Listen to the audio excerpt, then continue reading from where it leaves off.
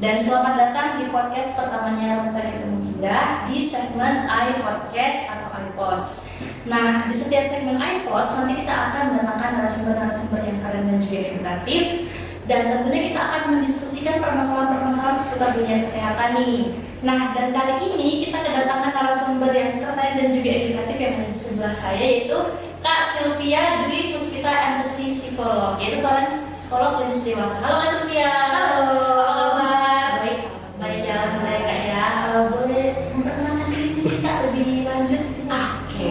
Mungkin untuk teman-teman ya, kemudian teman-teman Sobat iPod. sobat iPod. Iya. Oke, untuk sobat iPod, perkenalkan nama saya Sylvia Dwi Puspita, MPC Psikolog. Saat ini sedang berpraktek ya di Rumah Sakit Syafira Pekanbaru. Oke, nah Kak Sylvia ini adalah seorang psikolog klinis dewasa dan kita hari ini akan ngobrol-ngobrol topik seputar psikologi bagi dunia kesehatan. Nah pastinya kan Kak Sylvia ini kan seorang psikolog ya Kak ya, jadi udah pasti expert lah dunia kan Kak. Amin.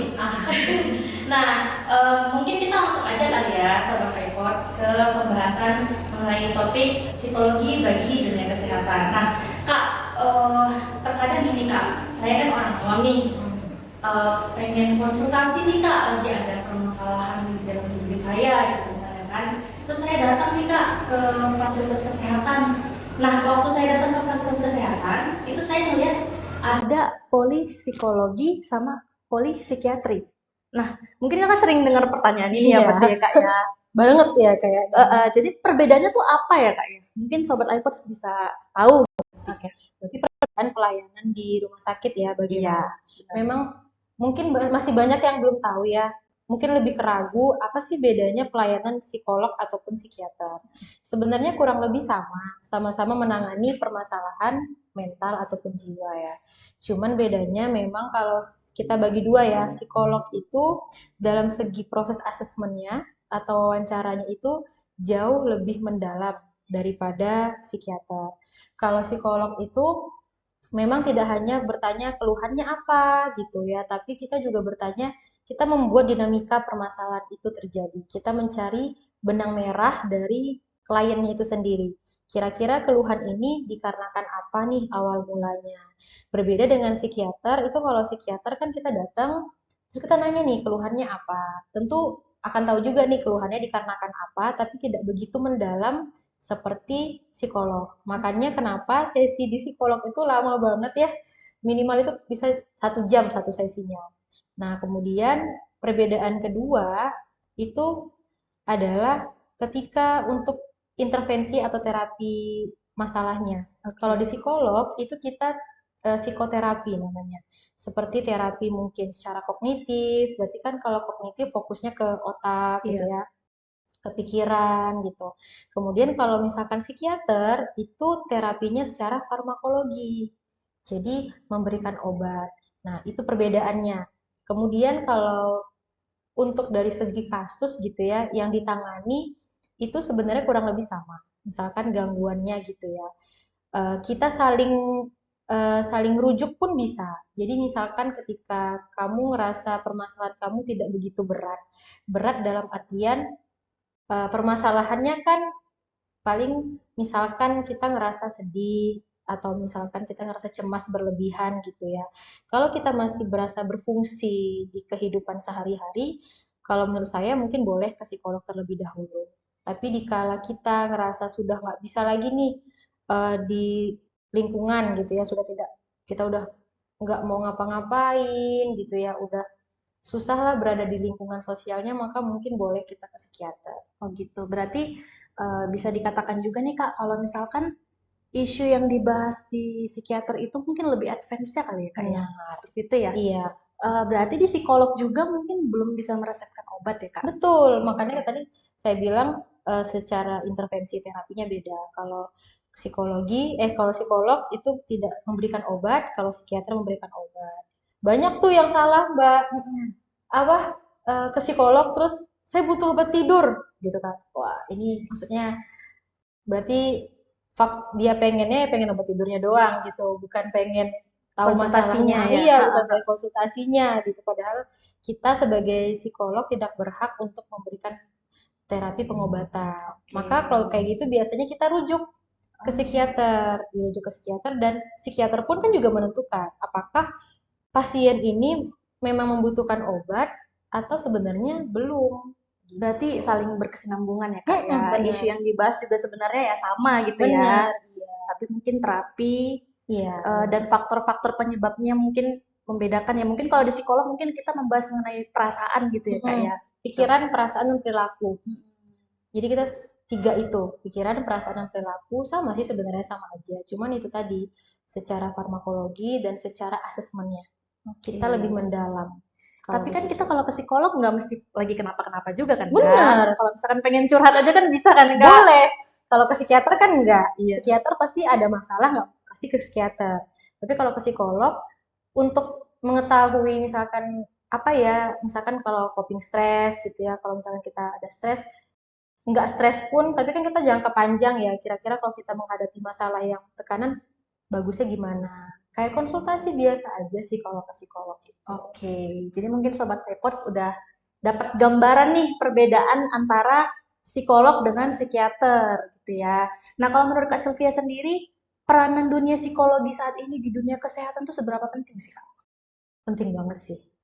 Menurutku ya, seorang psikolog, aku ngerasa penting banget adanya polipsikologi gitu ya di Vaskes, di semua Vaskes. Kalau kita menilik dulu aja, di Jawa itu ya, bukan kita membanding-bandingkan, tapi di Jawa itu puskesmas, di setiap puskesmas itu udah ada psikolognya. Oke.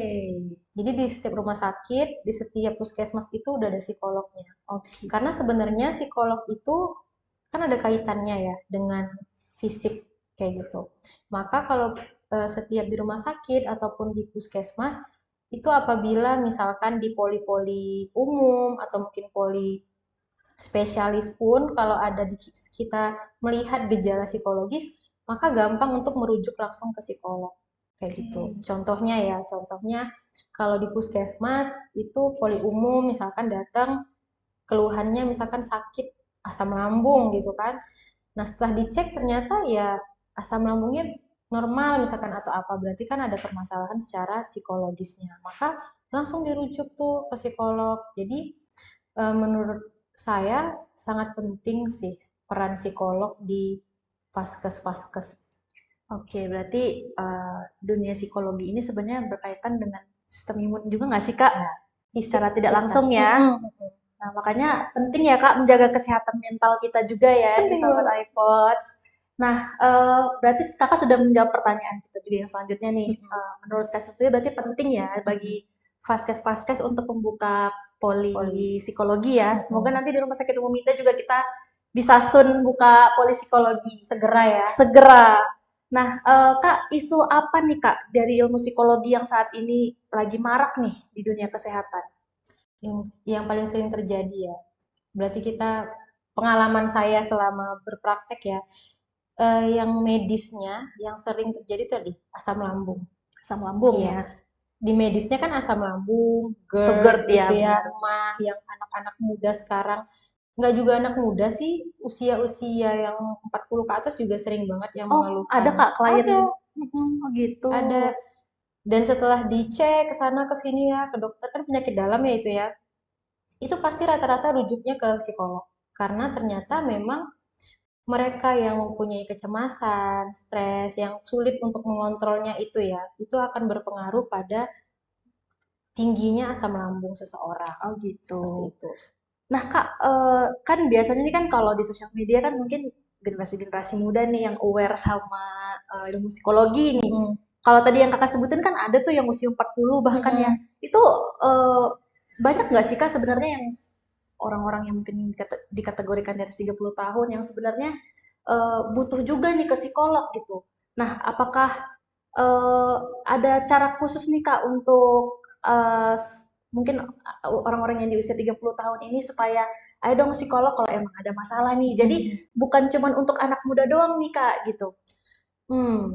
Gimana caranya orang, kalau saya kita bilang tuh berarti generasi ini ya, baby boomers mungkin. Iya, baby boomers benar. Ya, usianya mungkin udah 40, 30. Gimana caranya bisa aware gitu ya.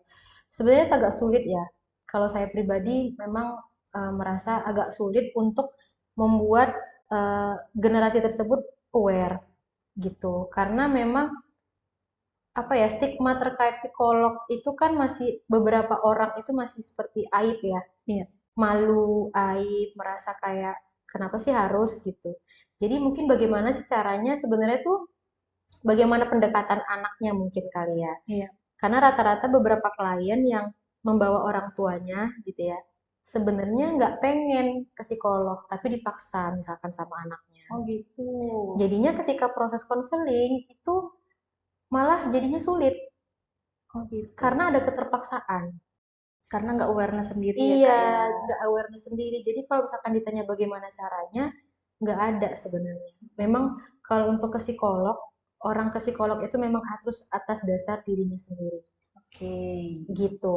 Karena kalau misalkan emang kamunya terpaksa ke psikolog gitu ya, itu apa yang akan disampaikan atau apa yang akan kita diskusikan itu bakal mental, Oke. nggak akan masuk ke pikiran dan perasaan kita yang mengkonsul gitu. Oke. Karena kan mungkin kan gini Kak, di sosial media kayak banyak nih sekarang orang-orang buat konten tentang ya mental issue gitu kan Kak. Jadi pasti kan yang ngelihat sosial media itu kan juga nggak cuma anak-anak muda kan gitu kan Kak. Cuman kan mungkin orang-orang yang udah lebih dewasa itu kan mungkin pengen ke psikolog tapi ngapain lah orang bisa sendiri kok ntar ujung-ujungnya kan Kak. Berarti seperti yang Kak bilang tadi ya, itu tergantung awareness masing-masing ya Kak ya kalau untuk konsultasi itu ya. Oke. Nah, kalau untuk ini Kak, sekarang kan banyak banget nih anak-anak muda yang aduh aku stres nih. Terus aku nggak bisa ngapa-ngapain nih, mau tidur nggak bisa. Terus kayak cemas nih Kak, misalnya, aduh aku takut deh besok nggak bisa dapat kerja, atau aku takut deh besok aku nggak lulus kuliah gitu. Nah, stres dan gangguan kecemasan itu kan mental issue ya Kak ya. Nah, itu penyebabnya apa sih Kak? Sebenarnya, Iya. sebenarnya semua yang kita rasakan itu ujung-ujungnya dari pikiran kita sendiri, gitu ya. Saya selalu mengatakan ke klien-klien, eh, terkadang apa yang kita rasakan itu bisa negatif positif dikarenakan bagaimana kita merespon dan mereaksi situasi itu. Misalkan besok anak-anak muda misalkan cemas, eh, misalkan mau ujian, misalkan gitu ya. Perasaan cemas dan stres itu muncul kan kenapa? Pasti kan ada sebabnya gitu Iya, ya. ada triggernya Ada nih ya Kak ya. triggernya Iya. kenapa nih gitu. Bisa jadi dikarenakan pikiran kita sendiri. Pikiran dimana, wah nanti nilainya jelek nih, wah nanti nggak bisa kejawab nih, wah nanti susah nih ujiannya, tugasnya bakal berat nih. Kira-kira yang aku pelajari nih masuk nggak ya besok gitu. Jadi pikiran-pikiran yang menumpuk-menumpuk itu jadinya membuat kita tuh cemas dan Oke. stres. Stres itu kan sebenarnya reaksi kita ya, reaksi tubuh menghadapi tekanan. Nah, Oke. dalam reaksi kita itu awal mulanya dikarenakan pikiran kita sendiri terkait hal yang akan datang. Berarti karena ketakutan di pikiran sendiri ya Betul. Kak ya. Nah, kalau untuk cemas dan gangguan kecemasan tuh sama atau beda tuh Kak? Beda dong. Beda ya? Beda banget. Perbedaannya apa tuh, Kak? Bedanya cemas nih. Ya. Kita semua orang tuh punya cemas. Kita semua itu punya rasa cemas. Karena kan cemas itu sebenarnya bagian dari emosi. Oke. Mungkin pernah nonton ya, ada nonton film Inside Out gitu ya. Itu iya. kan banyak ya, ada sedih, ada senang, ada takut, ada cemas, malu, khawatir, itu semuanya emosi. Semua emosi itu valid. Nah, beda kalau gangguan kecemasan berarti kan sudah mengarah kecemasan yang berlebihan. Oke. Nah, kalau kecemasan kita semua sama. Yang bikin kecemasan itu berlebihan itu adalah faktor banyak hal. Apa tuh Kak? Bisa Tadi salah satunya pikiran. pikiran ya. Biasanya kecemasan itu memang salah satu poin permasalahan yang dominan terjadi dikarenakan pikiran. Karena gejala gangguan kecemasan itu adalah memikirkan hal-hal yang negatif akan sesuatu hal yang sudah terjadi maupun yang belum terjadi. Oke. Gitu. Sehingga kenapa kita semuanya punya cemas, tapi karena pemikiran kita makin negatif, maka kecemasan yang sudah kita miliki makin keluar kayak gitu. Oke. Dan Berarti itu berlangsung secara terus-menerus sehingga memunculkan jadinya kebiasaan, jadilah gangguan Kecemasan. Oke. Berarti Kak, kalau cemas dan gangguan kecemasan itu kan berbeda tuh. Mm-mm. Nah, eh, itu tuh bisa nggak sih Kak sebenarnya dikendalikan gitu supaya tidak terlalu over mengganggu keseharian kita gitu Mm-mm. Kak? Bisa tidak dikendalikan gitu di dalam Bisa, tubuh kita? Itu bisa gimana banget. caranya Kak? Ini memang kecemasan ya adalah permasalahan yang sering banget saya temui di praktek. Rata-rata banyak banget yang ngalami cemas dan gimana sih caranya buat apa namanya kontrol cemas ini Iya, gitu. benar-benar. Pertama sadar dulu kecemasannya itu karena apa? Apa yang bikin kamu cemas? Cemas itu kan datang dari rasa takut ya, cemas khawatir yang berlebihan. Iya, Berarti yang harus kita kontrol adalah bukan cemasnya, tapi pikiran kita. oke. Karena sebenarnya situasi yang kita hadapi kan netral ya. Misalkan kita mau ujian, itu kan netral. Kita memang harus ujian untuk lulus, misalkan kayak gitu. Atau kita mau berobat nih ke dokter, kita lagi sakit, kita mau berobat, tentu hasilnya kan netral. Iya, benar-benar benar. Yang membuat dia itu menjadi negatif dan positif adalah Pemikiran pemikiran sendiri. kita sendiri. Oke. Jadi kalau kita bikin dinamikanya, misalkan kita mikir, oh di pikiran kita nih, oh nanti jangan-jangan sakitnya keras nih. Wah ini penyakitnya nggak bisa disembuhin. Nanti kalau aku misalkan sakitnya keras terus nggak bisa disembuhin gimana ya? Oh, aku akan mati nih ya Allah kayak gitu. Itu kan negatif. Iya, benar. Maka perasaan yang muncul apa? Cemas, takut, Benar Kak, benar. sedih. Benar. Terus perilaku yang muncul apa? Nggak mau ke dokter, takut ke dokter. Udahlah nggak usah ke dokter lah, nanti juga bakal mati kok. Nah, tuh perilakunya. Tapi kalau misalkan kita kontrol nih pikiran kita ketika kita mau ke rumah sakit, oh iya, realitanya ya, kita bahas realitanya bukan positifnya. Realitanya, oh iya, aku harus tahu penyakit aku apa. Sehingga kalau aku tahu penyakit aku tahu nih bagaimana cara penyembuhannya. Apakah aku harus minum obat, apakah aku harus jaga pola makan, seperti itu. Sehingga perasaannya pun yang muncul beda. Oke, berarti emang ini adalah harus semangat jadinya kan Iya. ke rumah sakit. Iya, benar. Jadi memang bagaimana cara mengurangi kecemasan, kita kontrol pikiran negatif kita. Sadari kalau pikiran kita itu yang selama ini membebani hidup kita. Kayak Oke. gitu. Berarti intinya semua itu kita kontrol dari pikiran ya Kak ya. Betul. Karena mungkin sobat-sobat iPods gitu kan, mungkin selama ini aduh gimana ya supaya saya nggak cemas gitu kan Kak. Karena kan kecemasan itu bisa mengganggu aktivitas ya Kak ya. Mm-mm. Jadi kita kan mau kerja juga nggak enak. Padahal tuh belum kejadian juga Iya. gitu kan Kak. Oke. Nah, ini ada kasus lain ya kan Kak. Mm-mm. Jadi saya juga dulu tuh pernah kayak gitu, tapi alhamdulillah saya udah enggak ya. Alhamdulillah. Jadi itu adalah men-self diagnose penyakit. Misal nih Kak, contoh nih ya kalau dari sisi psikologi nih misalnya. Saya pagi tuh seneng banget gitu kan Kak. Terus kalau malam tuh kayak tiba-tiba nangis gitu kan Kak. Terus saya ngerasa ada yang aneh nih di diri saya nih kan. Aduh, searching deh di Mbah G ya, kita sebut Mbah G. aja Mbah G ya. Mbah G, Mbah T gitu Mbah ya. T ya. Nah, waktu saya searching itu yang pop up di tampilan si Mbah G itu malah seperti bipolar gitu kan Kak. Nah, tapi kan itu kan tetap harus kita konsultasi ya ke yang expert gitu, ke psikolog atau ke psikiater nih. Tapi karena gampang gitu kan, ah udahlah searching-searching aja lah. Jadinya itu malah apa aku kena bipolar ya gitu. Ketakutan sendiri nih Kak, padahal kan belum tentu ya. Nah, sebenarnya sosial media ini memberikan dampak negatif nggak sih Kak ke kesehatan kita? Plus minus ya. Memang ini juga jadi awareness kita psikolog ya, psikolog dan psikiater di luar sana yang banyak banget orang bikin-bikin konten gitu loh. Ya tadi ya di T, di Yap. I gitu ya, kayak kamu misalkan hari ini nangis, besok senang, wah kamu itu gejala-gejala bipolar tadi Yap, yang betul. kata Mbak Ayu sampaikan. Jadinya kan kita berpikir, kita menyampaikan ke orang-orang, kayaknya aku bipolar deh. Kayaknya aku bipolar deh. Padahal kan belum tentu ya Iya. Kak ya. Kayaknya aku depresi deh gitu. Dengan hanya kata-kata tadi ya, misalkan yang tanda-tanda seperti Iya, apa betul. gitu kan.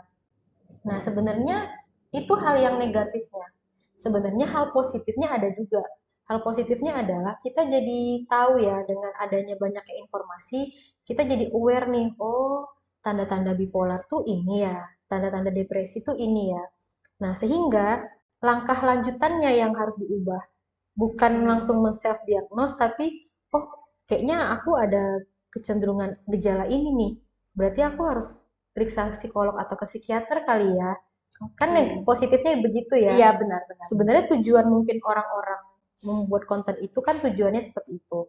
Tapi kita malah justru menjadikan itu salah paham. Kita langsung kayak, wah aku sedih berkepanjangan nih. Aku rasanya udah nggak pengen hidup, berarti aku depresi. Langsung ya udah deh, nggak perlu ke psikolog, aku udah pasti depresi. Karena tanda-tandanya gejalanya udah ada. Sedangkan untuk mendiagnosa aja, kita sebagai psikolog dan psikiater itu bukan proses yang mudah. Oke, Bukan yang sekali ketemu, oh kamu nih bipolar, harus kamu. konsultasi berulang ya Kak ya. Iya, bener. Ada serangkaian tes yang kita berikan. Oh, itu ada tes-tesnya gitu Ada ya, Kak? beberapa ada skala-skalanya. Mungkin ya kita lihat apakah dia depresinya berat ataukah memang masih ringan seperti itu kan. Kemudian barulah kita bisa menentukan apa diagnosanya seperti itu. Kemudian kan setelah tahu diagnosanya baru kita tahu dong pengobatannya seperti apa, terapinya seperti apa, seperti itu. Jadi menurut saya adanya seperti itu di media sosial memang ada plus minusnya. Oke. Cuman bagaimana kita menanggapinya yang harus kita ubah sebenarnya. Media itu nggak ada salah apa-apa sih kalau menurut saya. Tergantung kitanya nih Tergantung bijak apa kitanya. enggak ya Kak ya. Betul, tergantung kitanya nih bijak apa enggak. Karena kan gini Kak, mungkin ya banyak ya yang menjadikan sosial media ini tuh mungkin banyak saking banyaknya konten-konten gitu ya. Jadinya menjadikan standar hidup kita tuh kan lebih ada patokannya atau meningkat gitu ya Kak ya. Jadi kan kita nambah stres, aduh aku kalau nggak kayak gitu gagal dong berarti. Gitu kan Kak.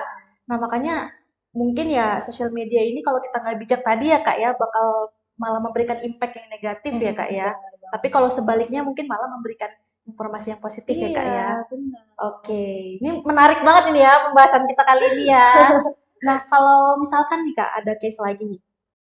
Ada seorang pasien nih, misalnya dia sudah berobat, terus dia terdiagnosa nih Kak, penyakit-penyakit yang kronik, atau mungkin terinfeksi penyakit menular nih. Harusnya kan dia mungkin mendapatkan perobatan lanjutan, terapi lanjutan, tapi mungkin karena dia sudah down, atau mungkin dia takut dikucilkan nih kan Kak di masyarakat, akhirnya dia memilih untuk udahlah nggak usah berobat lah, akhirnya makin parah. Nah kalau di ilmu psikologi Kak, ada nggak sih Kak pendekatan-pendekatan yang bisa diberikan kepada si pasien supaya punya semangat lah untuk berobat, untuk pulih gitu Kak? Mungkin Kak Sylvie bisa menjelaskan, silakan. Oke. Memang ada beberapa kasus tersebut ya yang merasa eh, ya kita nggak usah jauh-jauh ya, nggak usah jauh-jauh ke pasien, kita ke orang tua kita sendiri aja kan sering terjadi ya nggak mau ke dokter karena takut atau malu seperti itu ya. Sebenarnya pendekatan awal yang kita orang terdekat bisa lakukan gitu ya, nggak harus psikolog gitu ya. Kita dengerin aja dulu apa sih alasan mereka nggak mau gitu. Jadi bukan langsung maksa, ih kenapa sih nggak mau ke dokter gitu kan. Kita kan biasanya reaksinya seperti itu. Tapi kali ini kita coba point of view-nya kita ubah. Bayangkan kalau kita berada di posisi pasien. Ke rumah sakit itu kan capek ya. Capek, dia harus menunggu, kemudian dia harus mendengarkan diagnosa dokter terkait penyakitnya. Pasti akan ada pergejolakan di hatinya. Sehingga kita pun harus memahami apa emosi yang dia rasakan. Kita tanyakan apa ya, masalahnya apa, kenapa takut. Kita validasi setiap emosinya, kemudian kita berikan solusi misalkan, oh takut karena misalkan capek. Kita kasih solusi apa nih biar nggak capek? Oh mungkin ke dokternya sebulan sekali atau 3 bulan sekali. Kan kita bisa konsultasikan ke dokter seperti itu. Kalau ke pasiennya kita selalu bilang sih eh, lebih bertanya, pasti mereka merasa tujuan hidupnya nggak ada. Merasa kalau sudah sakit kronis itu merasa tidak ada lagi buat apa sih aku hidup. Iya benar Kak, jadi putus asa ya Kak Putus ya. asa. Nah, maka yang kita tingkatkan biasanya itu adalah tujuan hidupnya. Kita ingatkan kembali sebenarnya tujuan hidup ini seperti apa. Karena pada fase tersebut memang lagi nggak bisa berpikir sama sekali kan, karena memang kondisinya udah, apalagi ada diagnosa yang hidupnya cuma tinggal berapa bulan, yang kamu harus misalkan cuci darah segala Iya, macam, benar-benar. itu kan capek, capek banget gitu loh. Jadi kita beri semangat secara kita emang memahami lah gitu, berada di orang itu, bukan yang sekedar bisa lah, ibu pasti bisa, ibu pasti sehat. Itu kan kata-kata toksik ya, Iya, benar-benar. yang kita tahu aja untuk sehat itu kan nggak segampang itu. Jadi kata-kata kamu pasti bisa, kamu pasti sembuh, itu kata-kata toksik. Jadi mendingan lebih kepada, oh ya ini pasti capek kamu ya, Kita berobat memvalidasi ini. Kita validasi. perasaannya ya, Kak, ya. Maka ketika kita sudah memvalidasi, mereka akan merasa, oh dia paham nih perasaanku, kayak gitu. Maka ketika kita memberikan solusi, memberikan, ayolah kita berobat, walaupun capek, tapi kan ini salah satu ikhtiar kita lah, usaha kita, kayak gitu. Maka Oke. nanti akan ada keinginan. Intinya tuh jangan dipaksa. Karena kalau kita maksa, semuanya akan buyar. Benar. Intinya Gitu. harus ya kita bantulah untuk mensupport dengan memvalidasi Perasaan. perasaannya ya. Mm-mm. Oke, nah ada nggak sih Kak terapi khusus seperti misalnya meditasi Mm-mm. terhadap pasien-pasien yang mungkin sudah mengidap penyakit yang eh, kita katakanlah kronik gitu ya Kak ya, yang mungkin kita sudah mensupport nih full gitu kan, tapi mungkin ada terapi khususnya lah yang bisa diberikan. Itu ada nggak sih Kak? Kalau untuk terapi sih itu memang biasanya menyesuaikan masalah kliennya ya. Kalau misalkan dirasa permasalahannya itu sulit mengontrol emosi mungkin, atau masalah kecemasan tadi, kita akan memberikan tadi boleh relaksasi pernapasan mungkin ya, atau mindfulness. Oke, apa tuh Kak mindfulness? Oke. Mungkin boleh di Mindfulness itu terapi kita menyadari, Oke. menyadari setiap apa yang kita lakukan. Oke. Mindful. Misalkan banyak nih contohnya, mindful eating, mindful walking. Jadi ketika misalkan kita makan, kita menyadari setiap kunyahan, setiap kunyahan kita sadari. Jadi mindful itu menyadari. Karena dengan menyadari kita akan memaknai setiap apa yang kita lakukan. Oke. Itu biasanya berpengaruh sih bagi orang-orang yang mungkin merasa hidupnya tidak bermakna ya. Karena kan merasa itu tidak bermakna, sedangkan ketika kita mindful, kita fokusnya pada satu hal. Mungkin kita bisa mindful bernafas. Ketika kita bernafas, kita akan baru menyadari, oh jantung kita masih berdegup kencang. Oke. Nafas kita masih masuk. Jadi ketika kita sudah bisa merasakan itu, kita akan merasa, oh aku tuh ternyata masih hidup gitu. Aku masih diberikan kesempatan untuk hidup. Masih banyak hal-hal yang di tubuh kita ini yang masih kita bisa perdayakan.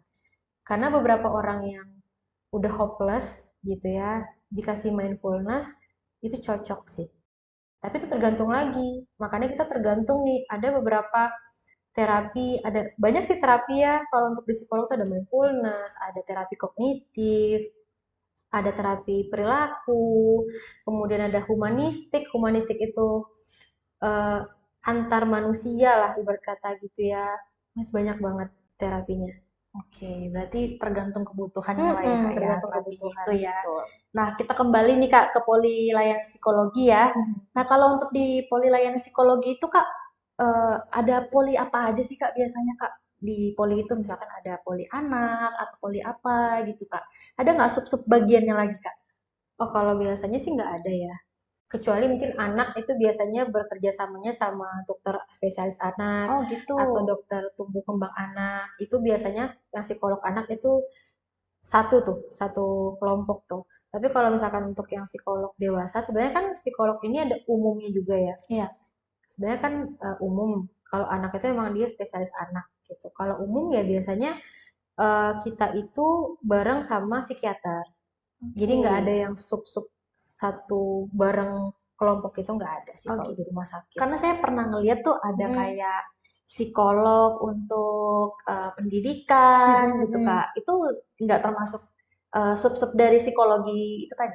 Oh, itu beda. Kalau di rumah sakit itu pasti ke yang klinis Oh biasanya. gitu, masuknya ke klinis ya Kak ya? Kalau pendidikan itu biasanya di sekolah seperti itu, Oke. membuat program di sekolah. Kemudian ada yang industri itu yang angkatan yang lama ya. Kalau untuk yang baru ini baru banget nih dikeluarkan. Kalau sekarang itu psikolog itu umum. Jadi tidak ada lagi yang industri, pendidikan, klinis itu nggak Oh, ada. itu mencakup semua ya Mm-mm. berarti ya Kak Nanti ya? setelah lulus baru ada spesialisnya. Gitu. Oh gitu, oke. Em, ada nggak sih Kak tips-tips untuk menjaga kesehatan mental supaya kita bisa eh, sehat nih, bugar, sehat jasmani dan rohani Jasmani dan gitu. rohani.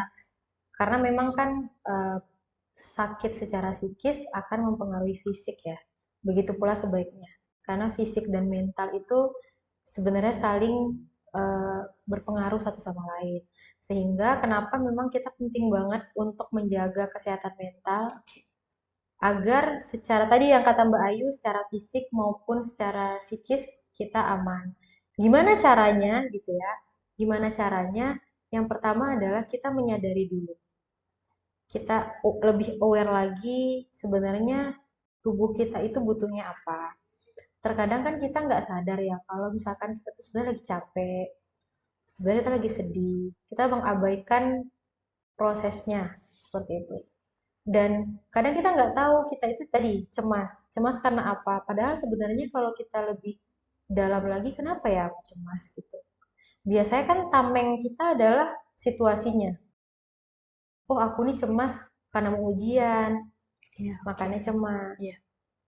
Tapi sebenarnya patokan utamanya kan adalah pikiran. Sehingga bagaimana cara kita mengelola kesehatan mental adalah kelola pikiran kita. Oke. Bagaimana kita bereaksi akan sebuah situasi. Karena situasi itu semuanya netral. Yang bikin positif dan negatifnya adalah kita. Ini yang kata-kata yang sering saya ucapkan ke klien ya gitu.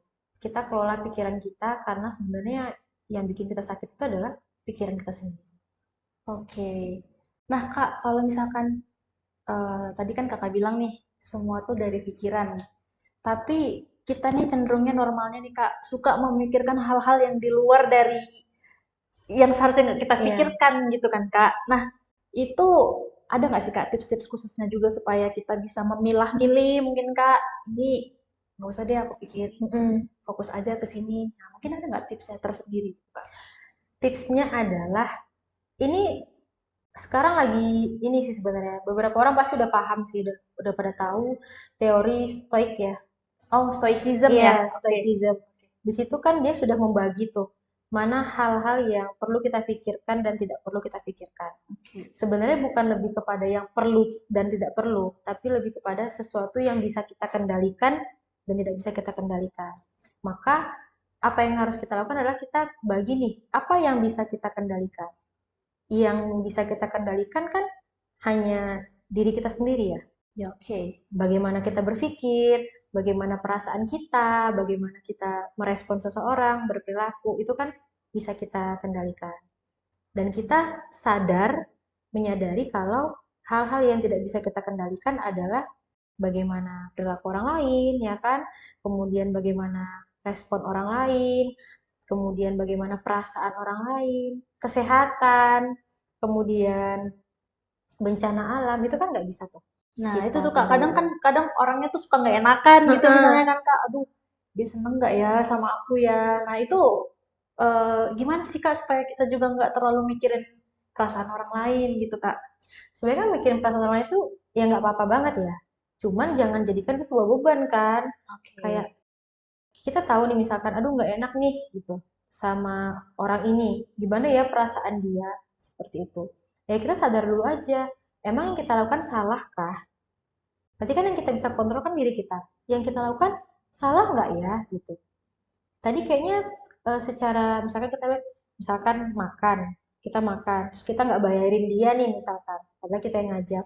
Terus kita mikir kan, aduh nggak enak nih udah kita yang ngajak, kayaknya dia nggak ada uang di akhir bulan, Oke, oke, gitu oke. kan? Kan gitu ya. Iya, I see.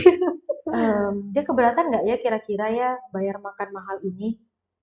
apa aku salah ya ngajak dia tadi? Kan itu sebenarnya udah lot banget nih kepala kita. Tapi ya kita pikirkan lagi, kalaupun emang dia nggak enak kan pasti dia bakal ngomong gitu. Oke. Kalaupun dia nggak ngomong berarti kan itu bukan salah kita lagi, itu salah dia. Oke. Kalau dia nggak suka, dia kan pasti akan harusnya ngomong dong, gitu.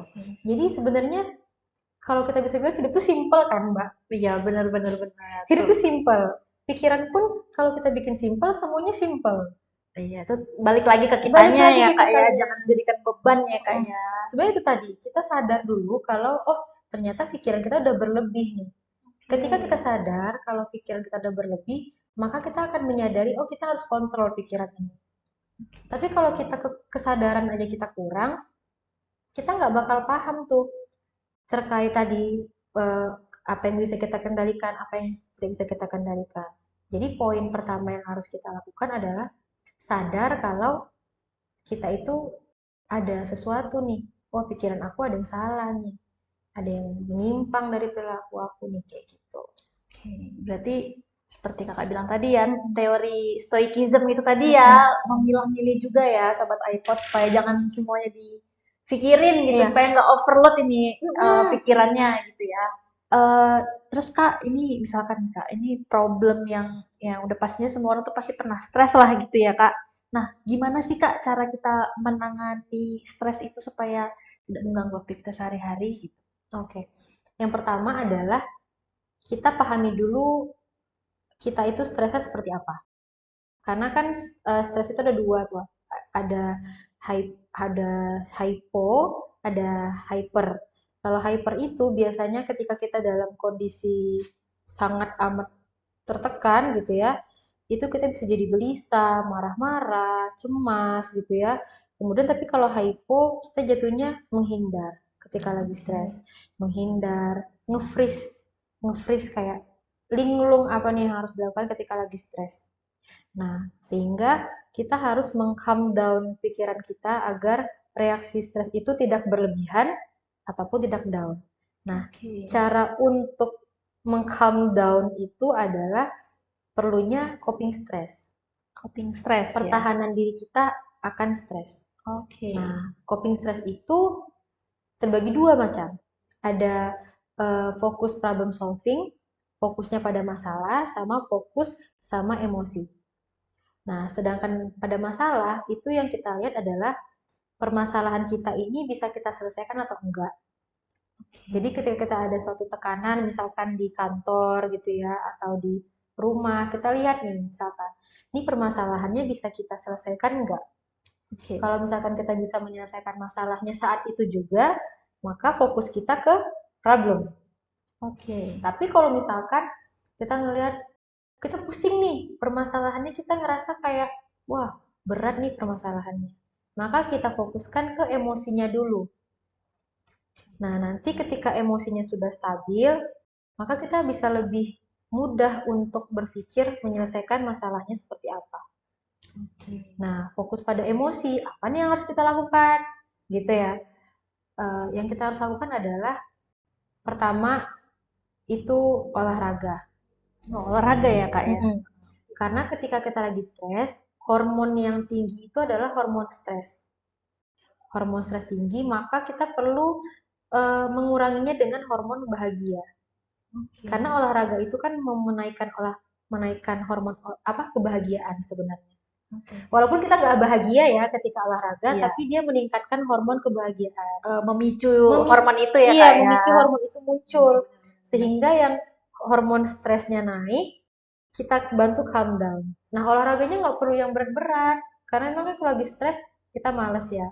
Boleh jalan sore, 30 menit sehari, keliling-keliling rumah. Nggak harus nge-gym kok. Nggak harus yang badminton. Tapi kalau misalkan mau badminton ya boleh juga. Kemudian nonton apapun deh, mau nonton film di bioskop, mau nonton di N gitu ya, di N atau dimanapun boleh. Mana yang bikin kamu senang. Kemudian berkegiatan yang menyenangkan. Kenapa seperti itu? Karena agar hormon kebahagiaan kita tuh meningkat. Kalau biasanya aku menyarankan ke klien-klien itu misalkan melukis, Oke. mewarnai, ya bebas aja melukis Apa eh, aja apa ya. aja, nggak harus bagus gitu ya. Kemudian masak, Oke. karena kan bagi beberapa orang masak ya, journaling, Oke. menulis. Tapi emang di laki-laki biasanya kayak masak, melukis itu kan males ya. Iya, nggak mungkin juga ya Kak ya. Journaling laki-laki malas juga pasti. Jadi biasanya kalau untuk laki-laki nyaraninnya olahraga doang sih. Oke, pantesan kalau laki-laki itu mungkin stres dia langsung berubah ya Kak ya. Badannya posturnya jadi bagus, Iya. tiba-tiba nge-gym gitu kan Kak. Bener. Oh berarti itu bisa mempengaruhi juga ya Kak Iya. ya untuk pertahanan diri dia ketika stres gitu ya Kak ya. Makan juga. Oh gitu. Makan-makan yang disenangi. Sebenarnya kalau perempuan kan emang lebih banyak ya aktivitasnya. Iya, iya. Sebenarnya kan melukis tuh juga laki-laki boleh-boleh aja gitu kan, nggak ada salahnya. Cuman kan balik lagi ya, kadang stereotype seorang laki-laki kayak itu kayaknya perempuan banget deh gitu.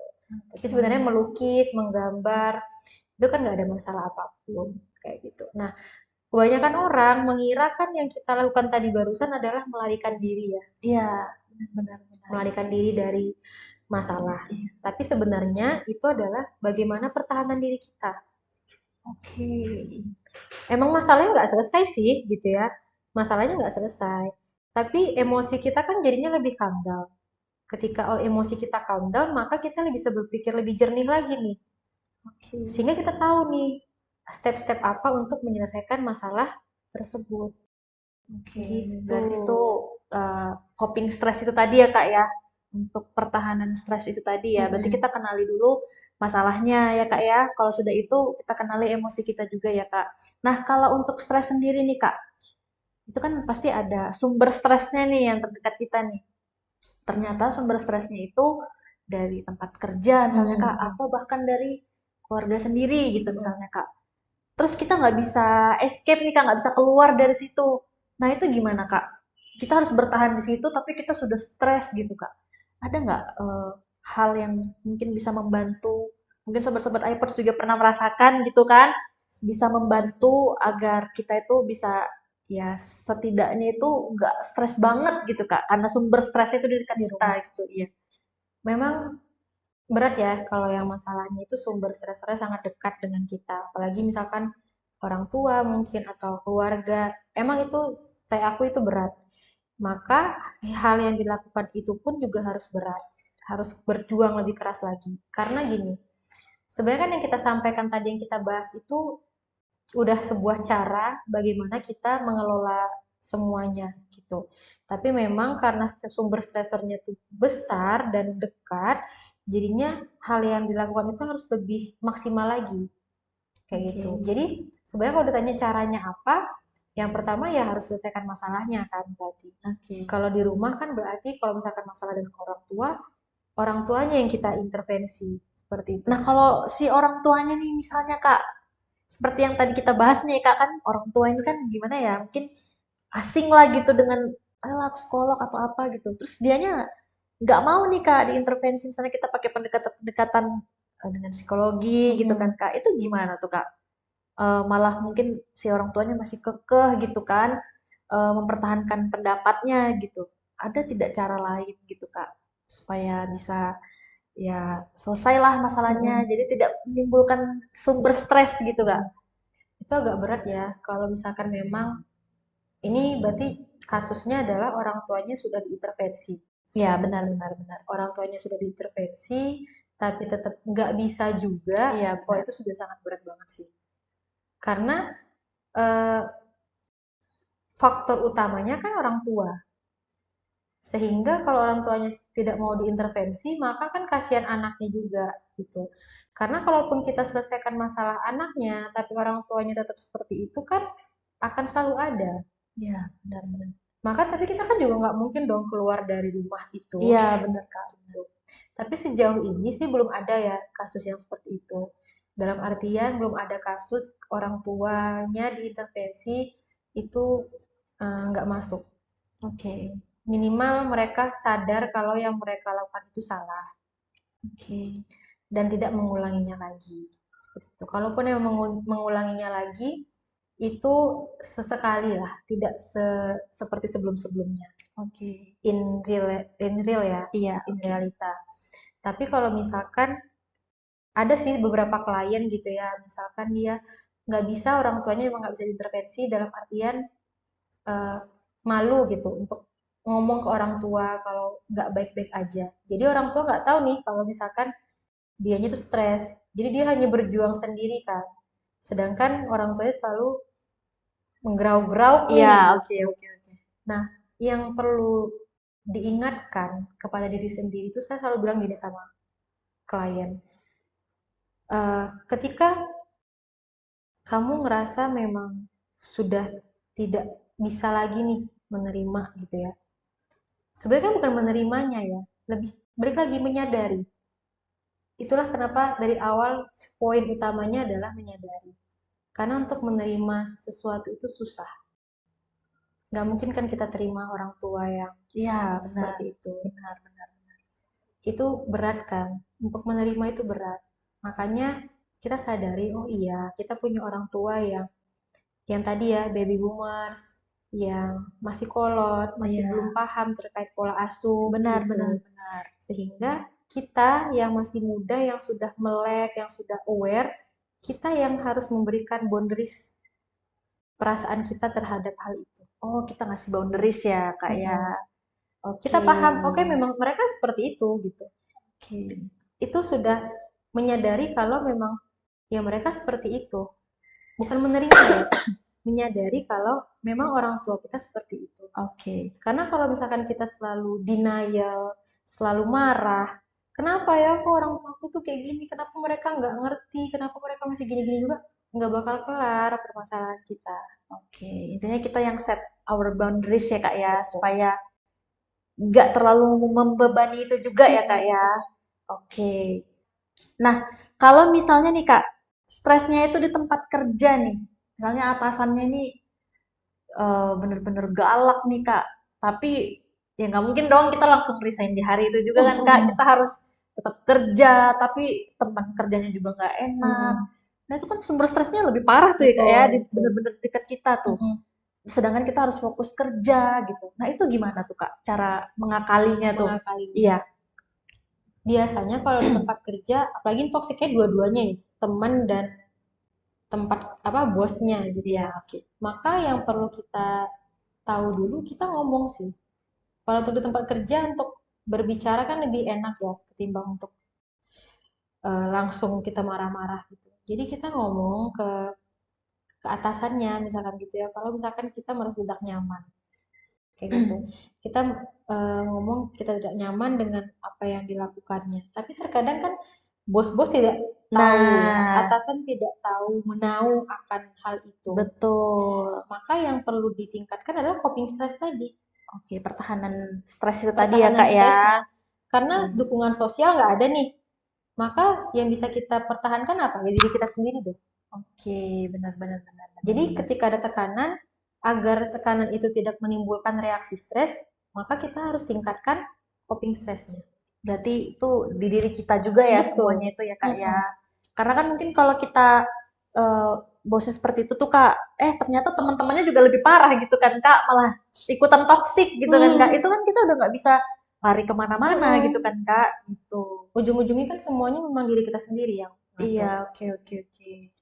Ujung-ujungnya tetap kita yang bertahan di situ. Itu dan itu pilihan kan.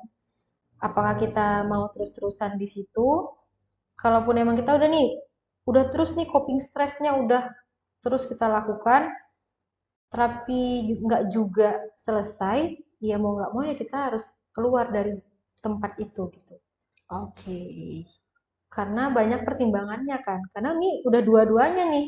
Kecuali kalau misalkan bosnya toksik tapi teman-temannya masih oke kan masih ada Masih ada pilihan ya, Kak ya. pilihan ya. Oke. Gitu. Tapi kalau udah dua-duanya dan kita udah menjalaninya, sudah melakukan coping stress dan segala macam, tapi juga masih kan berarti kan emang itu udah sangat toksik sekali.